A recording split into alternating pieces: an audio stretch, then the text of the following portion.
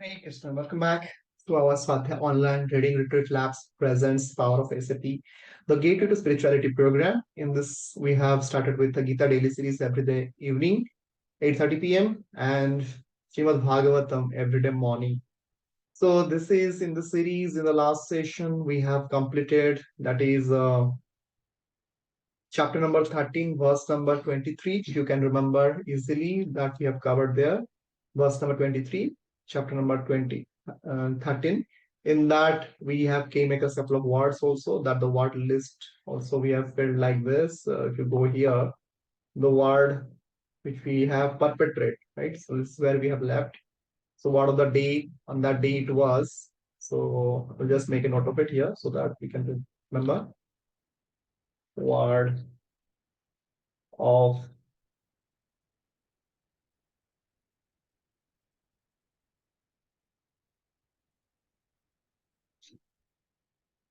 the day it was mentioned, yeah, perpetrate. This is the last sessions, and today we are going to start with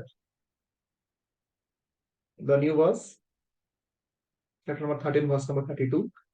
So let's read it from Bhagavad Gita as it is. I'm already having the hard copy with me. So if you do not have the hard copy, you can connect with the nearest discount center. So let's start with the verse number, as we see, verse number 32.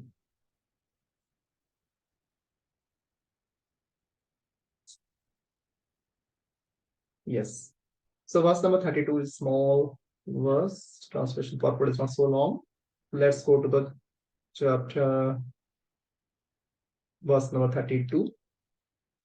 Translation goes like this. Those with the vision of eternity can see that the imperishable soul is transcendental, eternal, and beyond the modes of nature, despite contact with the material body. O Arjuna, the soul neither does anything nor is entangled. Purport. A living entity appears to be born because of the birth of the material body, but actually, the living entity is eternal. He is not born, and in spite of his being situated in a material body, he is transcendental and eternal.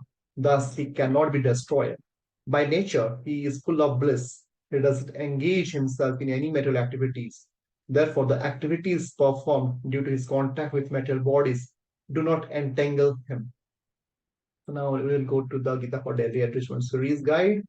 And in that, the statement says 13.32, how the world sees us is not as important as how we see the world. Right? So now let's go back. We often worry about how the world sees us. Do people notice me? Which way do heads turn when I arrive?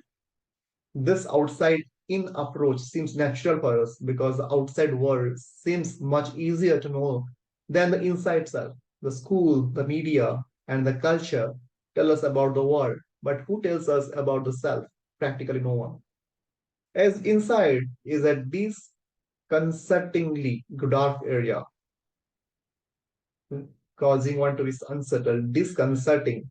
La? That's the word of the day, maybe.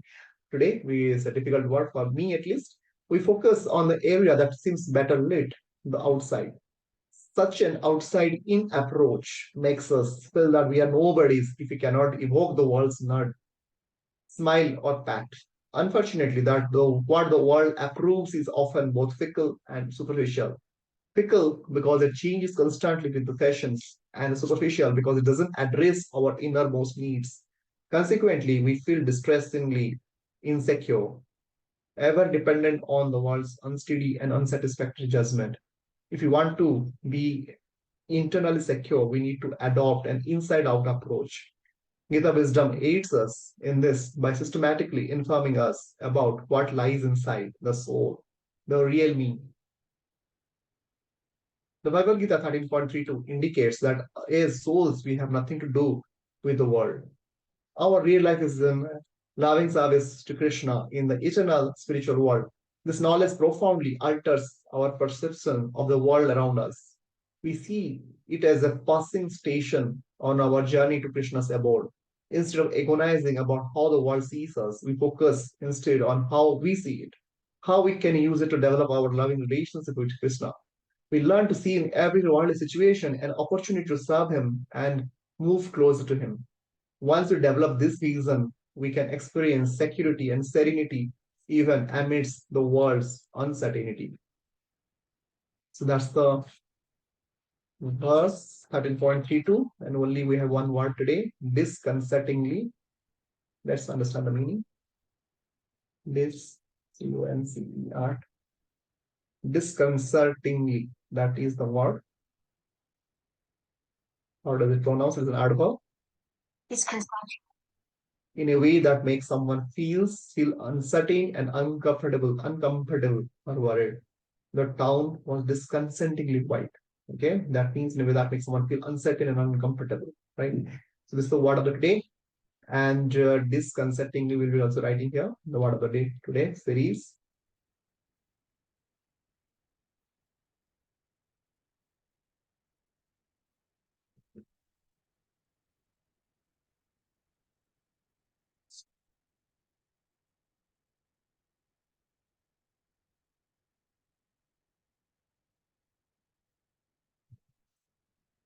Disconcertingly, yeah.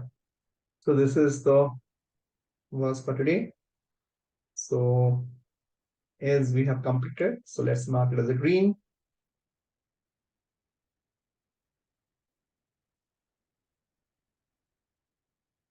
Okay, so with this, we have completed today's verse. I would recommend to read the translation and the purport. We'll be having a quiz in the Kahoot platform very soon, and let's stay tuned for that. And in the next session, we'll be seeing another verse, that is the last verse of this chapter, 13.35, right? So we'll stop here. Hare Krishna. Vedat Guru Srila Prabhupada ki Jai.